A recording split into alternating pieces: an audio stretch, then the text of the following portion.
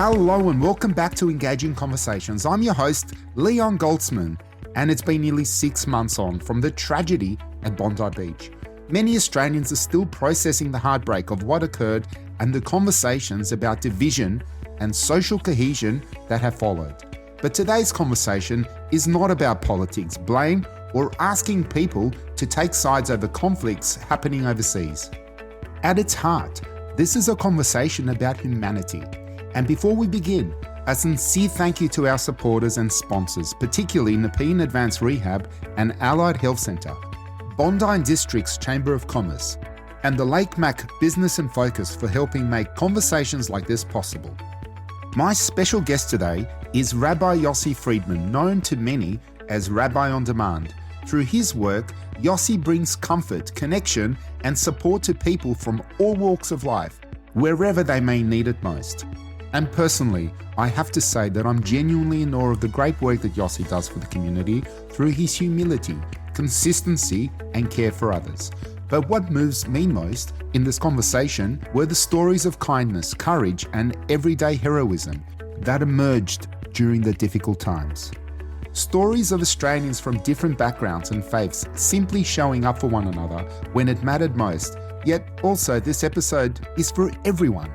Whether you are religious or not, there is something deeply important in this message. Every community needs people who bring light, compassion, and hope into difficult moments. So without further ado, let's get into it.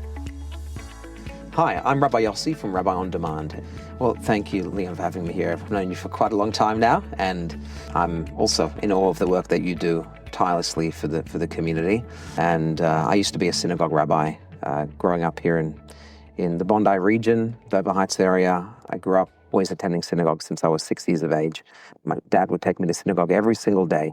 He was the president of the then South Head Synagogue, and he would take his little 6-year-old with him every day. And I really grew up in the community. And even though I digressed at some point during my teenage years and went off and did a business degree, I came back to community life and started working as a rabbi in the Central Synagogue, following that in Cremorne Synagogue, and then most recently in the Maryborough Synagogue and Mount Sinai College communities. 3 years ago, I decided, after 16 years as a formal traditional synagogue rabbi, I decided to leave the traditional way and personalize Jewish experiences and deliver them to you, kind of like what Uber does. In the transport system, I was trying to do in the spiritual space, in the Jewish system, and the reason is as follows. It's to try and touch Jews where they are. Many Jews don't go into the synagogue, so how can I take the synagogue experience, the spiritual, the religious experience, and personalize it and bring it to you? And my hope was to engage with the many Jews who are unaffiliated, but again, may tap in if there's something on their terms and which relates to their lifestyle. And we've seen the concept of Rabbi On Demand going from strength to strength. What does Rabbi On Demand actually mean in practice? So Rabbi On Demand is based on the portable temple called the Tabernacle that was journeying with the people throughout their 40-year sojourn in the desert. Before they came into the land of Israel and had the fixture of the temple, one space that everyone would go to, they had a pop-up that would travel with them through the desert. And this was really the first model of what I'm doing, and it dawned on me after COVID that we need to find a way to rejuvenate our community. And as rabbis, we've been talking for decades, and not just rabbis, I know in other faith communities as well, is how do we bring people into our synagogues, into our institutions, and how do we face the problem of assimilation and apathy? How do we make Judaism relevant?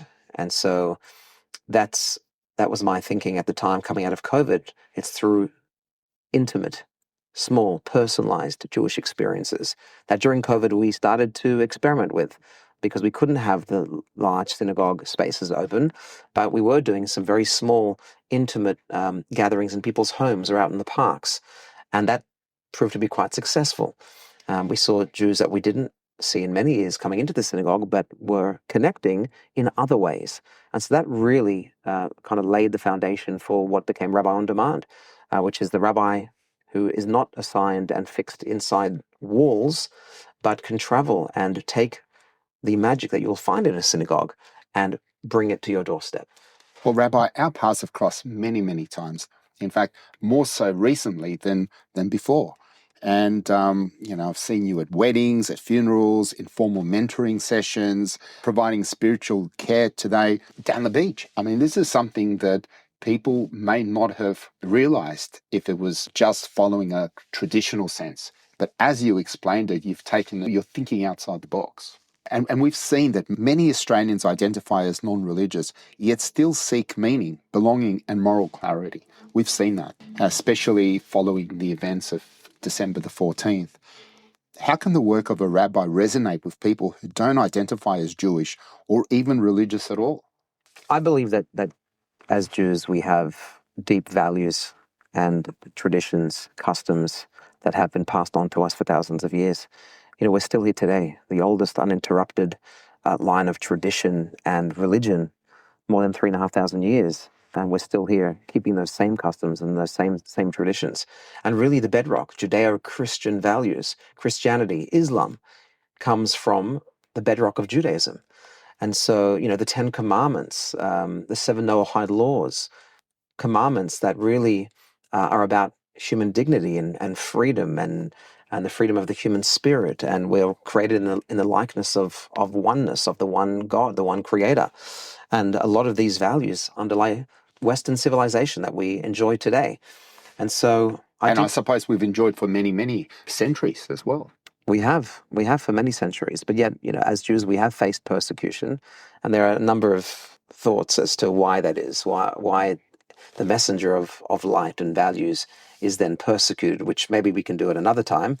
But I deeply believe that the main religions that we have, and even as human beings, good, upstanding citizens of our country, that there are common values here, especially since December 14 and running services. I always try and make sure that they're open enough that everyone can find some sort of meaning. So when I ask people to, at some point, to close their eyes for a moment and to focus on a moment of light that they've experienced and to express gratitude and joy. I mean, these are values in Judaism that we wake up every morning and we say a one-line declaration called Modeh Ani. We give thanks to our Creator for bringing our breath back inside of us, for making us alive. The fact that we're alive means that we have something that we can become, something that we can achieve for that day. It doesn't matter what stage of life we're in, what our age is. If we are here in this world, we've been chosen for a mission. And we can always add value to other people as well. Can always add value. And so these teachings, I believe, are something that everyone can relate to. And that is really, I think, the broader mission here. Yes, Rabbi On Demand, when I launched, it was to take care of the unaffiliated Jews. But I think there's also an opportunity, especially since December 14, to invite members of other faiths or no faith to come together as a humanity and to unite around these good and common values. Well, we've seen, unfortunately, people don't respond the way that they normally would until there's a tragedy. And moments like the recent Bondi tragedy test the moral and emotional fabric of a community. In the aftermath of the Bondi shooting, what role did you feel called to play, and what did you witness in people during those days that most moved you? So in the aftermath of the Erev Hanukkah, which means the onset of the festival of Hanukkah, December 14 tragedy, we saw the worst of hate and Australia, really. These, sadly, was hoping it didn't exist, but clearly it did exist, and that it could erupt in the way that it did, targeting, viciously, hunting Jews at a celebration of light. So sadly, we know now that element, that dangerous element does exist, and it reared its ugly head, the darkest of dark. But yet what I've seen since that horrific evening has been just tremendous light and resilience and strength from our own Jewish community, from the broader Bondi community and the thousands of survivors. And when I use that term loosely, but there were thousands of people who were impacted, who were there on the beach, who were fleeing the scene.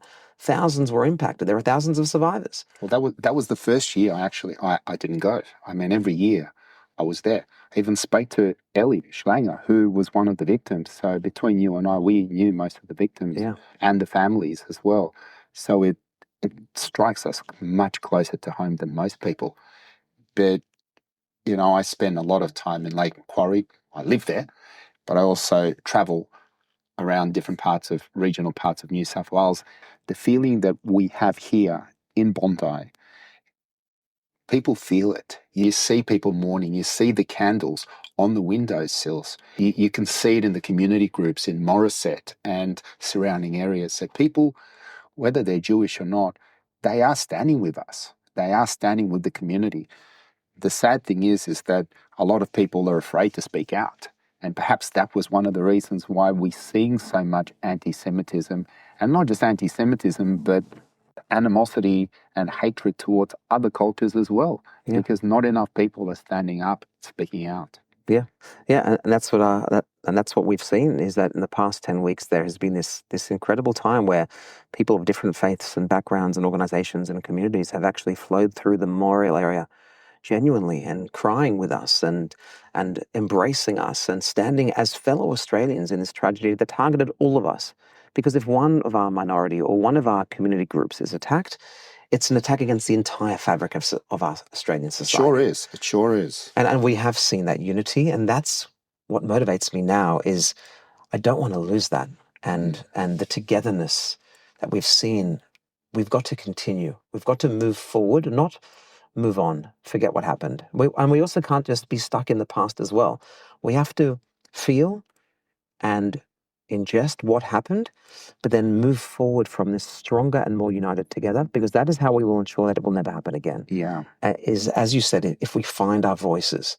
And one of the messages that I gave, especially around the National Day of Mourning, people were asking me, what can we do? What can we do? And so one of my answers was, if you know someone who's Jewish, if you know someone in Bondi, in the broader Bondi community, just pick up your phone and ask them how they're doing. But don't be silent. Don't stand by the sideline and think, you know what, I don't know what to say. I don't want to offend, so I'm not going to reach out. Rather, just reach out. And if you are sincere, that will come across. If it's from your heart, it will penetrate into the recipient's heart. But just let them know that you are with them. Let them know that you don't have words even, that you don't know what to say. But you've thought about them and you're placing that call or sending them that message. Because hate flourishes when it feels that it has space. So even if hate is 5% or even 2%, if the majority are allowing it to rear its head, to shout slogans, to come together and have violent protests, what they're calling out. It's like they're adding fertilizer to this. Well, they feel, look, we have so much room, everyone's on our side. Whereas in reality, not everyone is on their side, but they feel it is. And then one thing leads to another, and then we see the tragedy sadly take place. We've said it a couple of times on the program, that what's worse than bad people doing bad things is good people standing back and not doing anything about it. Yeah. Inclusivity is often spoken about abstractively, yet lived inclusivity requires deliberate action and humility. From your experience, what does genuine inclusivity look like in action, particularly in a multicultural society like Australia? Yeah. Well, I think inclusivity, which is often spoken about, it's one thing to speak about it, it's another thing to actually believe it and then live it or enact it. I think it comes down from a basic belief. To truly have inclusivity, you need to look at the other person and see them as an equal. You need to see that the values that you share, that we are all created from the one divine image, and that even though we may be different or even believe different things, still there's that common humanity, there's that oneness from which we stem.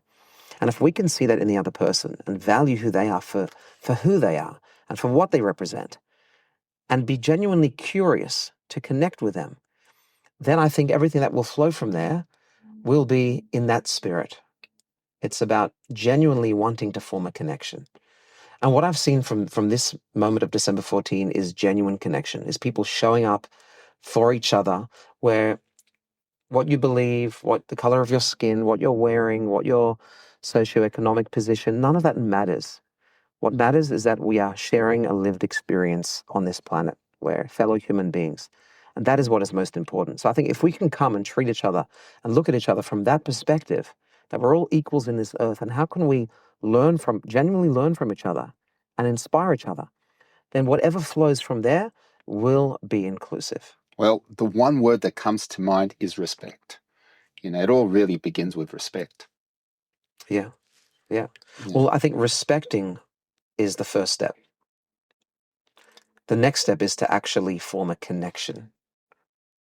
So when you respect, you can respect someone from afar, But then will you go the next step and actually reach out to that person in a spirit of respect and forge a connection either through word or through deed? Or the power of showing up, because this is really what it's all about, showing up and not just letting words speak. Well, they were able to then go from respect, which can happen from afar. It's one thing to feel it from a couch in your home, to actually making the effort to show up and forge that connection, being there, to shed a tear, to connect with what happened, with the victims, with the moment, and then to be able to reach out to someone beside you and actually say, we're here together with you. Well, we've seen that in many crises, people remember less what was said and more who stood beside them. We've seen that. We've seen the people who talk and the people who actually do. How important is a simple act of showing up? And why do you think that matters so much more in community leadership? Yeah, well, sadly, as a rabbi, one of the things that I'm often called to do is funerals and end of life, and run prayer services after the funeral, like I did last night. And one of the messages I'll often give people, because a lot of people will show up to a funeral or to the home and not know what to say. I mean, what can you say when a loved one has been taken away, has been lost? Your words can't possibly bring them back. But the greatest statement you can make is actually nonverbal. It's in the fact that you are showing up, that you are there, and that if they need you for anything, that you're there to listen and to be by their side. And so I think that is the greatest statement. And in Judaism, we believe that some of the greatest, again, impact that we can make is through action. It's not through words. Words are great. They can fire up a movement. But at the end of the day, that's wonderful. But without action, nothing will happen. And so the most important thing is to show up, is to be there. And that's what we have seen since December 14. We have seen people show up from not just across Sydney, but from regional communities. From all across Australia, people have shown up. And they're still showing up now. Every single memorial service I hold, someone will come over to me before and after, introduce themselves, and say, this is where we've traveled from to be here today. Regularly, there are people who keep showing up for us, for the broader Bondi community. And they come from all over Australia and even internationally. People are still coming. And you're still going to Bondi and you're still greeting those people to this day. Well, I'm really just responding to the presence on the ground. And I've told myself that whilst the people are still coming and in need of that support and that connection, I'm here to facilitate that, to provide an event or to speak to people who may want to connect with others or even just connect with what happened. So I told myself, as long as people are coming, I'll also be there. Yeah, and you have been. And every now and then people are posting photos with you and sharing a lot of the information, a lot of good wisdom. We're seeing people from all across the state, including the regional communities, having tighter bonds but fewer formal resources. Unfortunately, people who live afar don't have the resources that, say, some of the major cities might have. What lessons from your work in metropolitan Sydney could be meaningful for regional towns across Australia?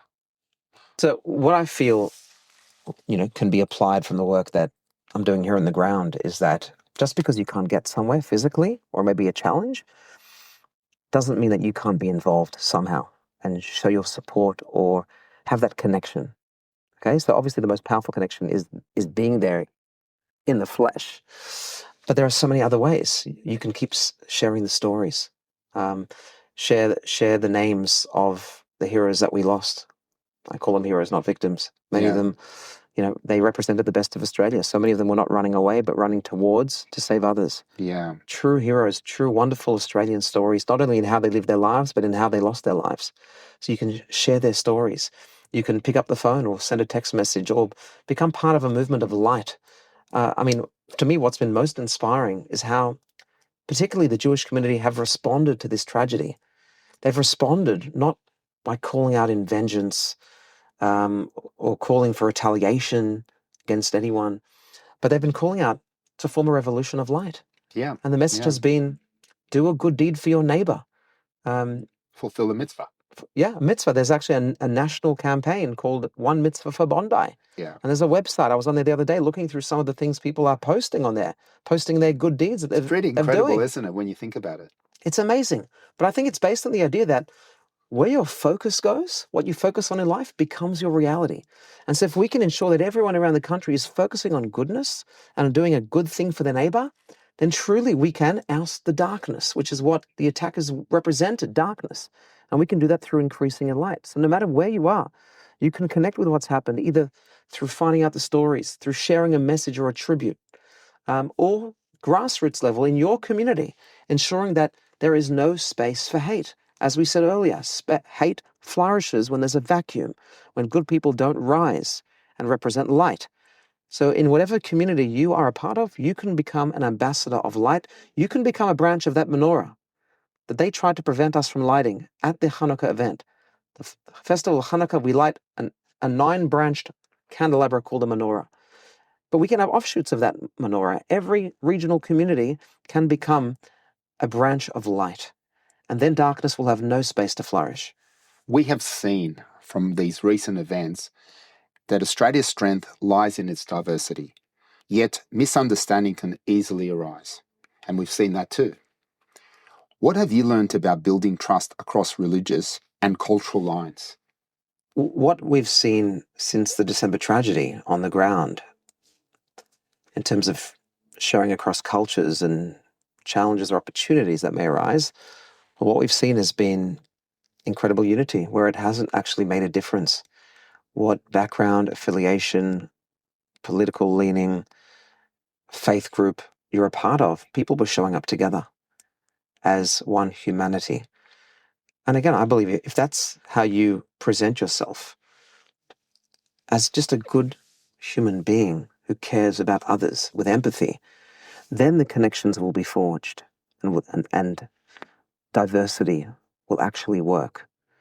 Because it's not about the words. It's not just about saying the right things, that we believe in diversity and you're equal and we're equal. It's actually showing up for each other and genuinely feeling it and believing it. And whenever that's been the spirit, diversity and multiculturalism has worked. Yeah. We've supported one another. And sadly, it's been triggered by crises. Sadly, in life, often we're reminded of what really matters when there's a crisis, when people, citizens, neighbors that we care about are taken away from us, in this case, savagely. It reminds us of what truly matters. I mean, I've had families tell me that even on a family level, parents say that they're now spending more time with their own children, that they're trying to bring to fruition a dream that they've had, that they were perhaps lacked some courage to bring about before, but time is precious. And time can be taken away from us in any moment. At any time. And so it's the common humanity and it's these common values that I've been talking about and these common virtues that we share. I think, sadly, in times of crisis, we're reminded that we only have a few years to inhabit this earth, and it's much more beneficial when we are together than when we are not. So don't spend it on fighting, don't spend it on disagreement and focusing on differences, but rather let's spend it focusing on what brings us together and what unites us. Because there's far more that unites us than actually that divides us. Yeah, and it's a wake-up call. It's a wake-up call for people who don't take time to slow down and appreciate what they have. Yeah. And what they perhaps lost as well along the way. Yeah. Look, we've seen the media cycles dominated by negativity, and we see that a lot. Hopeful stories often go untold. We see so many good people doing great things, and that just gets ignored. It's hijacked by the negativity. Can you share a heartwarming story from your work that captures the very best of humanity? Well, I mean, I've seen at the memorial gatherings, I've seen people come from all across town. There's a Christian woman, a beautiful woman who comes every single day, and she travels 2 hours each way just to come to Bondi. And she comes when there aren't gatherings. She comes to just observe. She comes to speak with anyone else who comes throughout the day. She comes there to connect with what happened and with the community and to give them a message that they are not alone. And at a Friday afternoon pre-Sabbath service that I ran, we had a couple come from Cairns. And the husband is an Indigenous man. And he said, I'm here to represent my Indigenous community. I've come from Cairns because I would love to sing an Israeli song and show my support and solidarity to the Jewish community. And he got up there and he sang Eden Golan's October Rain. And he sang it himself. Wow. And it was just such a beautiful, heartwarming moment of different communities coming together, but with one shared humanity, with one heart. And I think that is sadly, the opportunity of this time, is that whilst people are still feeling the tragedy and the immensity of it, because it it can't just go away in a few weeks. There's a journey towards healing that will take a long time. And indeed, we must be changed by what happened. A wake-up call, as you said before. But we have seen people like this couple and like many others, the best of humanity, who have come together as one to express their solidarity and to show up during these difficult times. Yeah, and during these difficult times, we've seen a lot of heroes, a lot of heroes. And may I add, not all heroes wear uniforms. Many quietly influence lives without recognition. In your view, what makes someone an everyday hero, and how can ordinary Australians recognise that capacity within themselves? So talking about heroes, what makes a hero, I'll actually share with you a story about two Uber drivers, two heroes. One I met about 4 weeks after the tragedy, and he was picking up a passenger, and he recalled to me, and he shared how the boot of his car popped open, the luggage went in, and all of a sudden, no one got into his car, and he saw them run off. He's like, that's strange. No one's ever dumped their luggage in my car and run off. What's going on? He jumped out, and he heard sounds, the popping, and he looked up, and he saw the whole thing unfold. And he waited till it was over, and then he went into the park. He was one of the first to help people, and he spent the next 4.5 hours in the park assisting the first responders in any way that he could, saving lives, actively saving lives. He estimates he treated between 15 to 20 people in those 4.5 hours that he was there in the park. Wow. And he came to pick up a passenger as an Uber driver, and he was a hero, a remarkable hero. And then only a few weeks ago, I met another Uber driver by chance. I was sitting at a cafe trying to do some work, and behind me someone said the words, "I was shot in Bondi." I turned around, I said, "Excuse me, can you take a seat? Please, if you don't mind, share with me your story." And he's a Christian man, Greek background. Okay, the first Uber driver is a Muslim man from Indian background. But this Uber driver, Christian, Greek background, and he said that he had dropped off a passenger as well, a few blocks away. But then he drove towards the park because he loves to bring his grandson to that park. And he wanted to record a little video so he could send to his grandson, look where I am. I'm in front of our favorite park in Bondi, by the bridge. And as he was recording, all of a sudden he heard pop, pop, pop. And he turns around and he sees everyone starting to run. He sees people fall, hit by bullets. And he's stuck. He just can't believe what's happening until he feels something go through his hair. And it grazes his scalp. A bullet went through his hair, grazed his scalp. And at that point, he realized, okay, this is actually happening. He jumps back in his car and he ducks while he uses his rear camera, and he reverses, he flies out of there, goes back onto the main road and just drives away. And he called his brother. He said, "You're not going to believe what happened to me, what happened down in Bondi." And his brother listens and says, "You've got to call Uber, let them know." So as he's driving away, he calls Uber, he alerts them to what's happening. But then he had this tremendous guilt, and he's sharing with me the guilt that he felt, that he's obviously heard incredible stories of people who were there and who helped out, and he really just drove away. And he just felt really guilty about it for a number of weeks. And then he opens up his bank account one day, checking a few transactions, and he sees that Uber has put in an amount into his bank account. And he's like, "What's this about? I haven't driven Uber in a few weeks now." And he calls up the company and they inform him that he's being awarded for his bravery on December 14. And he said, "But I wasn't brave." "What do you mean? I ran away. I drove away." They said, "Well, actually, no, you made a phone call to Uber. Wow. And because of that phone call, we were able to divert all of our other drivers away. Because of that one phone call, you saved lives. And you diverted people away from the tragedy." See, that's not the sort of story most people hear every day. So these are two stories, two Uber drivers, both saved lives. One ran into the fire, into the chaos. Another one protected from the periphery, from the outside. Both are heroes. And so courage doesn't always show up in the same way. Often we think about heroes that they're riding horses and they're running into the gunfire. And yes, perhaps a person in that scenario may be a hero. But everyone is different, and everyone reacts differently in the moment and to different situations. Doesn't mean you're not a hero because you don't act in a way that you think maybe you ought to have acted. And part of the sad thing that I've seen is I've seen people who are actually in the fire, running in the bullets, who also feel guilty that they didn't do more. And sadly, there's so much guilt from those. You mentioned before that you've been there every year, and this year you didn't go. Every year. Same with me. That was the only year, because I did fire and rescue, retained firefighter. And it just so happened that that day I was on call, and I must have had the dates mixed up. And so I couldn't take myself off because I would have let the team down, the crew. So it was the first year that I didn't go.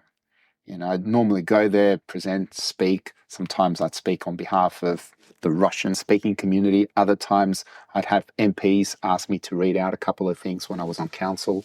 But every year, I always made it a priority to go every year.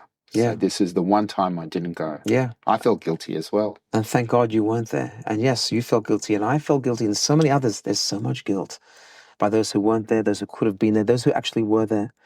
And again, courage shows up in different ways. Had you been there, perhaps you wouldn't be doing the work that you're doing now, because you'd be facing your own, even more severe traumas had you been there. That's what a counselor actually told me in response to what I was feeling on the actual night itself. I was up the road at a different Hanukkah party. We had our own traumas from that party and having to hit the floor and flee, not knowing if there were shooters, if they were on their way. But, we're all where we were supposed to be on the night. Divinely placed where we were. That's the reality of where we were placed on that night. And we can be courageous now. I was doing an ambulance assist, was called out to a job. So I was helping somebody just in a different capacity. Yeah. And, and there's still work to be done now. And courage can show up now. It doesn't make a difference what you've done, how much or how little you feel you may or may not have done. Now is your moment. Now is the moment to reach out to someone, to make that connection that we've been talking about, to help in the process of healing. And I want to add as well, looking forward, there was a time period when I was doing a number of vigil services daily, up to 12 a day on the hour. That's obviously now, as the weeks have gone by, I'm now doing two a week. But then as of next month, that number may change as to how many we offer. And again, it's responding to the people on the ground. But I see it as it's an opportunity to heal together and to create opportunities where people of different backgrounds, faiths, communities can still come together and share a meal, or come together to remember, but to move forward, maybe through music. There are lots of different avenues that we can still come together and perhaps shine the light from Bondi, but really wherever we are, to join this movement of people who are not forgetting and who are committed to bringing that light that we're speaking about, remembering and building from this to make sure that Australia becomes brighter and greater than ever. Well, Rabbi, you are in demand. You're living up to your name. Now, before I let you go, your words have the ability to reach beyond just one community and into homes all across Australia, which is what we hope, that a lot of people do get to hear this. So if someone, let's just say in regional Victoria, rural New South Wales, or remote Queensland is listening right now, what is the one principle you would encourage them to adopt in their own community? I would encourage them to share it. Share with others. What is it that inspires you? Do you have a message of light, of unity and of connection that you can bring and share with someone else? Because we must be changed from this Bondi tragedy, what happened, the worst terrorist attack on Australian soil. And if we stay silent, then we allow the forces of darkness to have room and to breed and to grow, and possibly for this to happen again. The words never again must not just be a slogan, they must be lived. And they are lived when we connect with one another, when we link arms, and when we build together a better society, focusing on light. What is the good that we can bring to each other? How can we encourage a spirit where we don't just talk about diversity, multiculturalism, but we actually live it? If you see someone who looks different to you, a different faith, a different culture, introduce yourself. Perhaps go out for coffee. But let's actually learn from each other, because you'll be surprised. When you reach out to someone, you may actually walk away more inspired than you thought possibly could have happened. So let's perhaps take that first step, have the initiative, say a kind word, and let's build those bridges together. Great conversations and building bridges, checking in on neighbours and talking to strangers, because after all, strangers are just friends waiting to happen. Absolutely. So before I finally let you go, if someone wanted to get in contact with you, what is the best way for them to do that? So people can be in touch with me personally either through my Instagram, Rabbi_Yoss, YOSS, or through my website, rabbiondemand.com.au. I will have those in the show notes. But I just once again wanted to reiterate and say thank you so much, Rabbi. I know you're very, very busy, and I feel honored and privileged that we can sit down together and share these painful but yet inspiring stories with the rest of our beautiful country and our community. Yeah. Well, thank you, Leon. You're a good mate, and keep up your great work too. Now, that was a conversation I genuinely valued, and I hope you did too, because spending time with Rabbi Yossi Friedman was a reminder that during difficult times, there are still good people quietly bringing light, compassion, and connection into their communities. But what stood out for me most was that this conversation wasn't really about religion alone. It was about humanity, about showing up for one another and recognizing that kindness, courage, and genuine care for others that transcends cultures, background, and belief. And in a world where negativity and division often dominate the headlines, the story shared in this episode reminded us that there are still extraordinary everyday Australians choosing unity, compassion, and action where it matters most. A big thank you to Yossi once more for sharing his wisdom so openly, and for the great work he continues to do, supporting people from all walks of life with humility and heart. And sincerely thank you to all the supporters, past guests, and especially our amazing listeners. Your support genuinely means a lot, and it's because of you these conversations continue to reach communities across Australia. Now, next week marks a massive milestone for Engaging Conversations as we release our 50th episode. Fittingly, our guests will be Maria and Scott from Survivors Are Us. Maria was actually our very first guest on the program, and since then, Survivors Are Us has gone on to securing a $2.8 million federal grant, helping support more people experiencing hardship while continuing to inspire and unite communities across Australia.